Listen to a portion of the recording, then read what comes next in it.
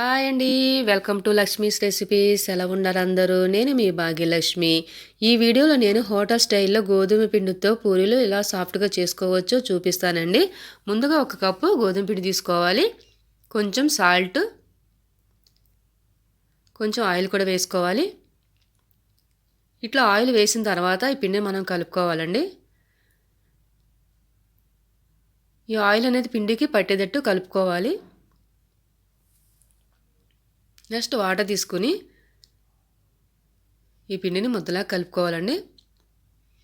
ఇట్లా తగినంత వాటర్ పోసుకుని చపాతీ పిండిలాగా మనం కలుపుకోవాలి. ఇట్లా కలుపుకున్న తర్వాత నెక్స్ట్ ఈ పిండిని బాగా ఇట్లా కలపాలండి. ఇట్లా కలిపిన తర్వాత మనం ఈ పిండిని తీసుకుని ఇట్లా బౌల్కి వేసి చూసారు కదా ఇట్లా కొట్టాలి. ఇట్లా చేయటం వల్ల ఏమవుద్దంటే పూరీలు సాఫ్ట్గా వచ్చి ఉబ్బుతాయండి కదండి. ఇట్లా మనం కలుపుకోవాలి. నెక్స్ట్ ఒక ప్లేట్ తీసుకుని మూత పెట్టి ఒక హాఫ్ అన్ అవర్ పక్కన పెట్టుకోవాలి.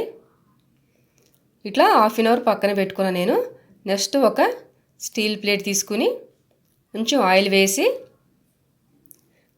పూరీ పిండి తీసుకుని ఇట్లా మనం ఈ ఆయిల్ అనేది ఈ పూరీ పిండికి ఇట్లా కలపాలండి. నెక్స్ట్ చపాతీ కర్రతో మనం పూరీలు చేసుకోవాలి. ఇట్లా చేయటం వల్ల ఏమవుద్దంటే మనకు ఆయిల్ అనేది బ్లాక్ కలర్ రాదు, పూరీలు కూడా తెల్లగా వస్తాయండి.